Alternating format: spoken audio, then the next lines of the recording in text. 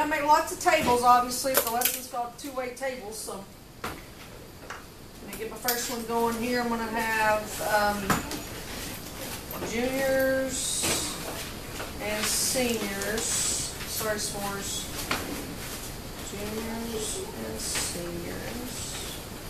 I'm gonna have attending and not attending. Alright, we'll go ahead and give me some total columns on this too. Totals are going to be important. And total. Alright, so what we got here, it says, so we got a survey of 106 juniors. So I'm going to make me a note about that as we go. We got a survey of 106 juniors, 114 seniors.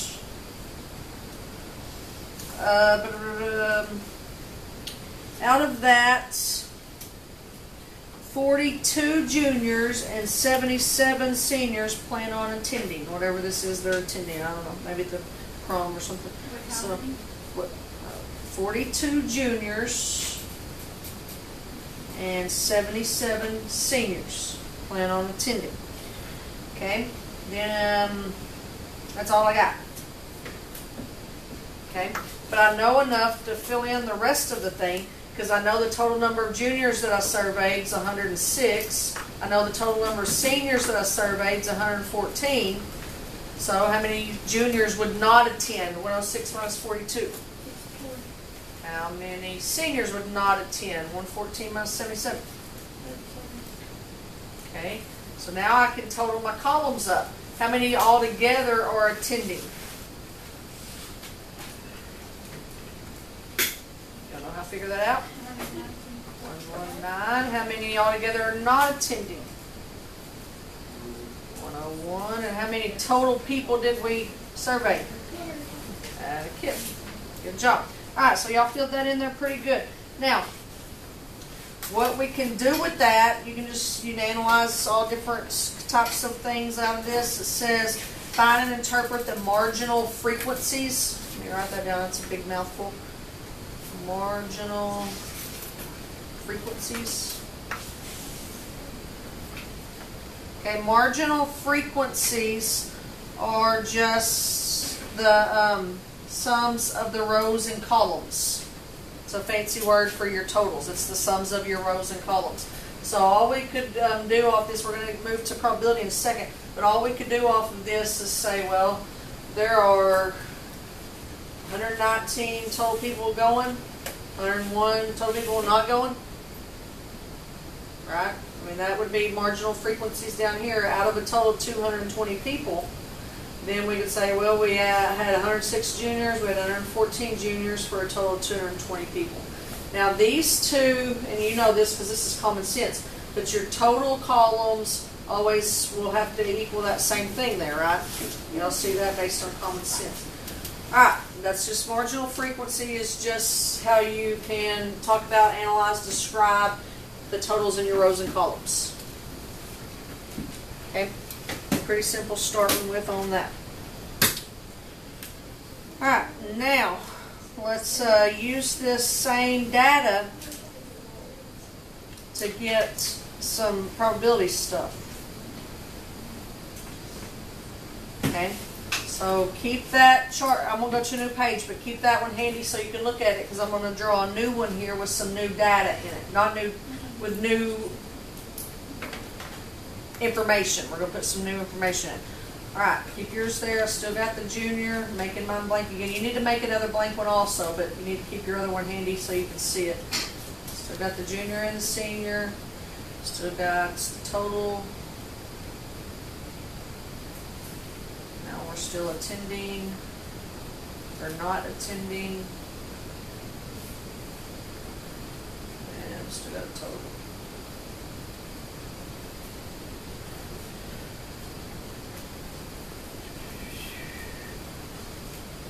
Alright, so now what we're going to do with this table here is we're actually going to put the frequencies in that. And the frequencies is what relates it to our probability. On our previous page, we had 42 out of 220 total students that were juniors that were attending, how many juniors were attending? We had 42. How many total students were there? 220. So to get our percentage, we're going to put it in a decimal form. To get that decimal form here, you would do that 42 divided by 220, which is very small. That's not a very big. The other way, 42 divided by 220. So now we're going to do the same for all of our boxes there. We're going to do the 77 seniors that are attending divided by our total number of kids, which was 220. Okay. Let's go ahead and get a total number that we got attending there. Just adding that, right?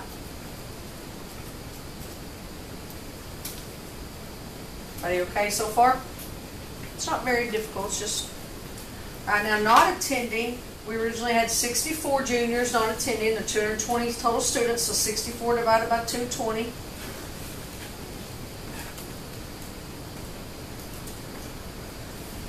And we had 37 seniors who were going to stay home, so 37 divided by 220. And I want a total of people that are staying home, so I'm just adding there.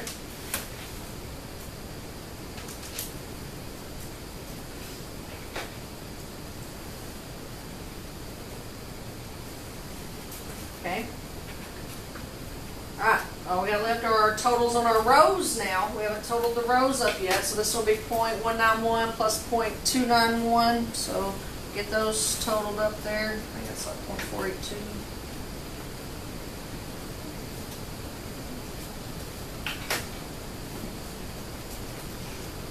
Now, I haven't, you probably already have, but I haven't written what's going to go in my total, column total row down there. So maybe erase it. What should I expect, let me start over here more. What should I expect that to add to? 1, y, that's right, good job, y. 100% is the same as 1. We left all these in decimals, good job. So the total of my data is 100%.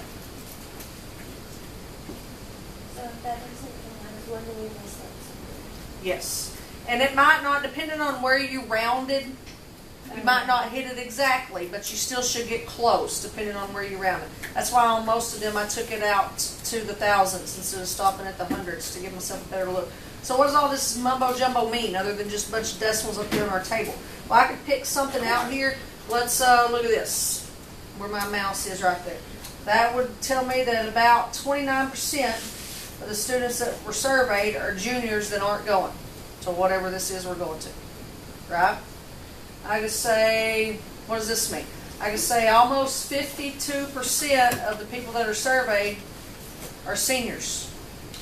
So I surveyed seniors, took up a little more than half of my survey. That's all that means, right?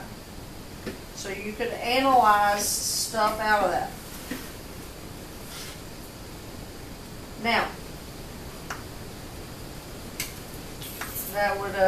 that was called, the other one was marginal. That was same stuff, marginal frequencies that we're dealing with, relative frequencies.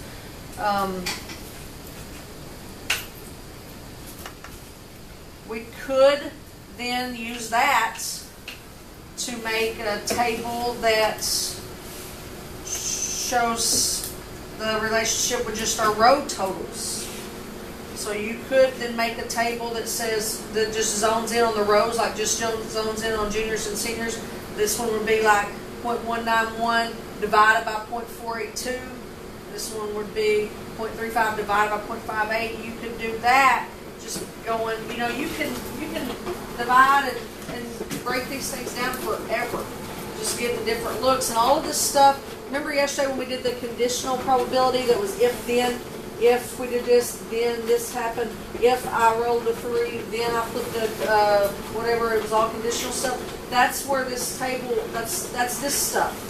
If I'm a junior and I'm not attending, or if I am attending and I'm a senior. So you could, this is interpreting that conditional probability stuff. Okay, let's, and I don't want to just make tables forever. Let me give us a table and we'll use it to interpret. That might be a better way to go. This time I've got yes and no in my rows. Then I'm going to have some locations in my columns. We're out in California, I think, is where all these places are. No, Glendale's in Arizona, I think. I don't know. Glendale, seems like that's Arizona. Santa Monica. Glendale. And my last one is Long Beach. Alright, we get some numbers in there and I'll tell you what we're looking at. 0.29, 0.05, 0.27, 0.03, 0.32, and 0.04. Alright, left the totals off on this one. It's not going to be super important to us right now. This is more of how this relates to what we looked at yesterday. It says a satellite TV provider surveys customers in those 3 cities. The survey asks whether they would recommend the TV provider to a friend. So yes, most those said they would recommend, no, those said they wouldn't. The results given, that's a joint relative frequency table there. That's a big fancy name for a table. Alright, so first thing we're going to do, we're going to find several different probabilities. So I think I got 3 picked out that we're going to do on this. The first one we're going to do is what's the probability that a randomly selected customer who's located in Glendale will recommend the provider. Okay, now remember we talked yesterday about the order that we do these in. This is important. So I said located in Glendale first will recommend the provider. So I'm looking for a Glendale and then yes. Okay, remember from yesterday, the first one is my A, the second one is my B. Okay, so we're doing conditional probability with our yesterday notes. So on the top, I get the combination, so the A and B. So I'm going to go to my table and find what's my number for yes in Glendale? 0.29, you got it. On the bottom, it's my A. So all of Glendale. So I got to add all of Glendale up.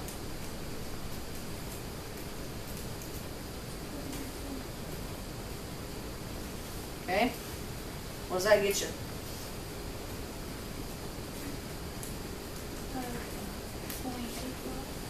So put this in a percentage if I wanted to there.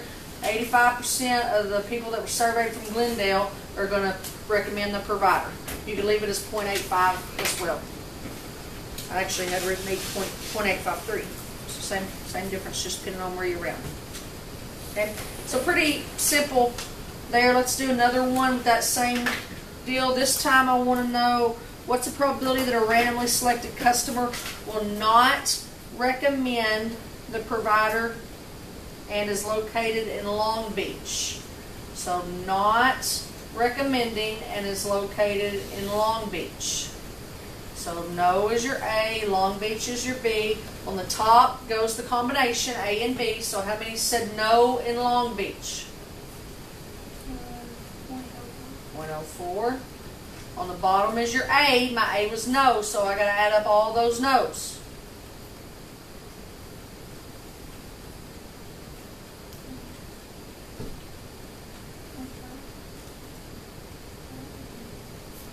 Everybody get 0.12? Y'all working with decimals?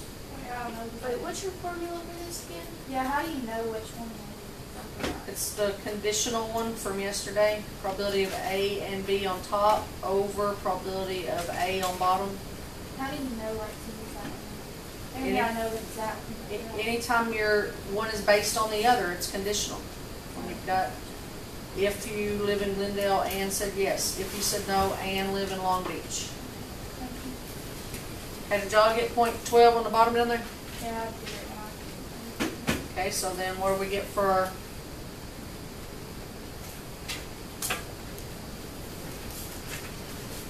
That's like 4 over 12. Why do y'all not know that?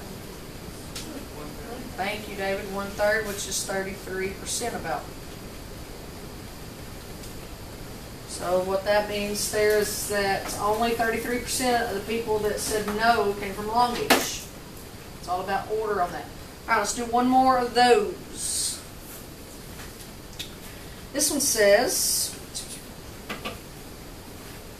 determine, oh, this is a good one. Determine whether recommending the provider to a friend living in to a friend and living in Long Beach are independent or dependent. So if I said yes and I live in Long Beach, is that independent or dependent? Think about it in common sense. Does where you live have a lot of bearing on whether or not you like your TV provider? No. Probably not, unless like you live in a dead area where you can't get satellite, but they probably came and fixed your satellite.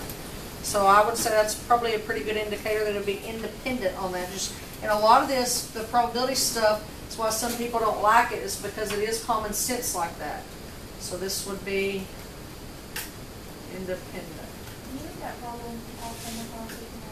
Determine whether recommending the provider to a friend and living in Long Beach are independent. So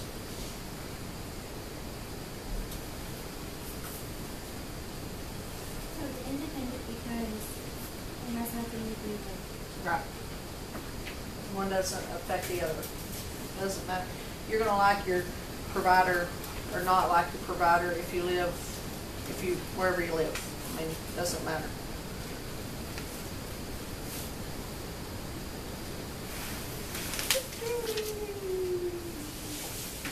All right, we got one more set of data that we're going to use.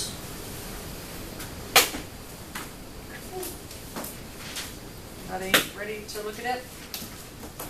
All right, this one's kind of in a little frequency table here. I've got some routes. This is route A, route B, and route C. And then we're going to have reaches the goal and does not reach the goal. So I'll put no goal.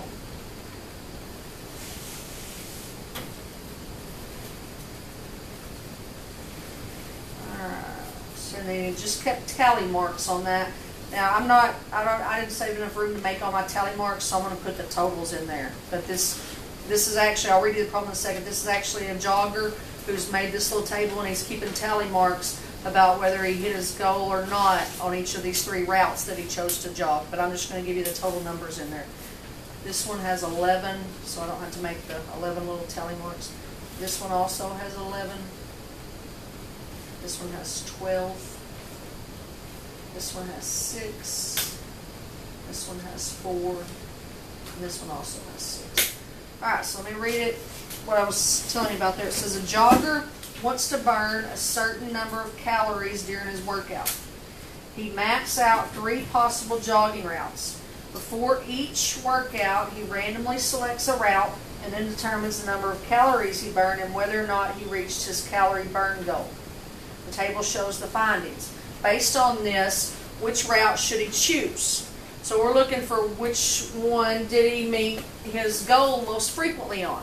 So that's what, burning the calories, so that's what we're looking at, okay? So I'm going to take this, and I'm going to make a chart, a table, a 2-way table similar to this. So I'm going to have my A, my B, and my C. Bless you. I am going to put a total one on this one. I'm going to have reaches the goal and not. And I am going to have a total on this one. Okay, because what we're going to do on this is we're going to find the frequency probability here, how many times all this happened. Okay, so first thing I got to know, I know that this column, this pod here, what do you call those, intersection, this intersection here, he met that goal 11 times on that route. But how many, how do I get that? How do I put that into a frequency here? How many total times did he go?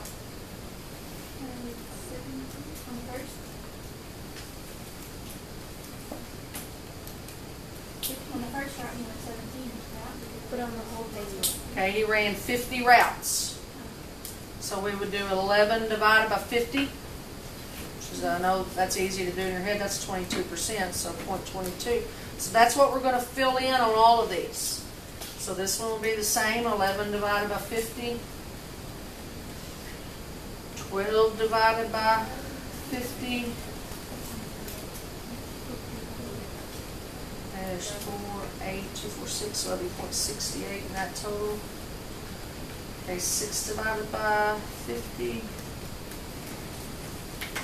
And then 4 divided by 50. And another 6. So that would total up to 0.32. Okay, now to get these totals, you're adding across there, so add those across.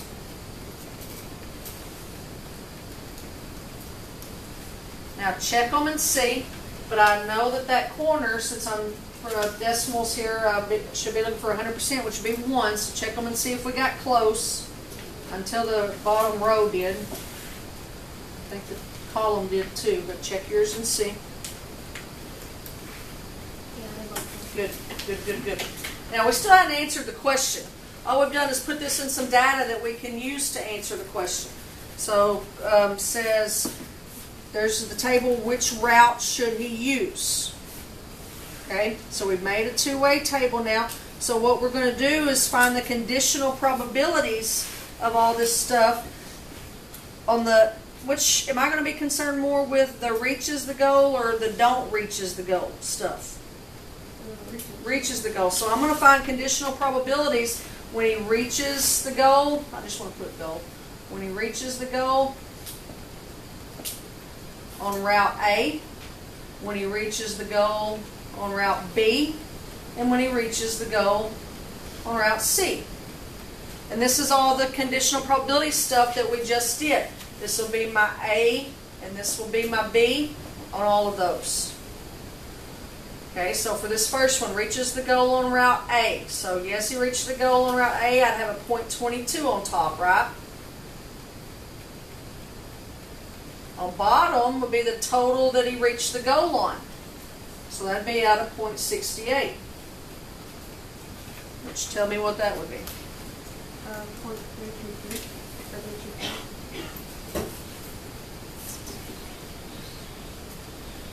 Yeah, 0.33.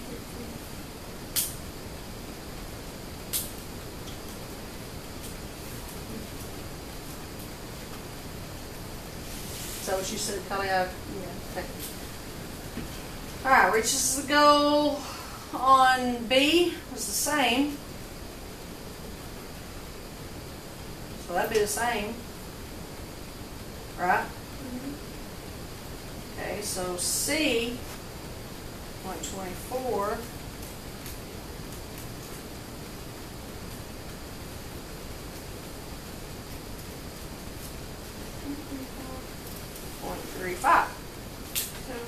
So route C would be his best bet there.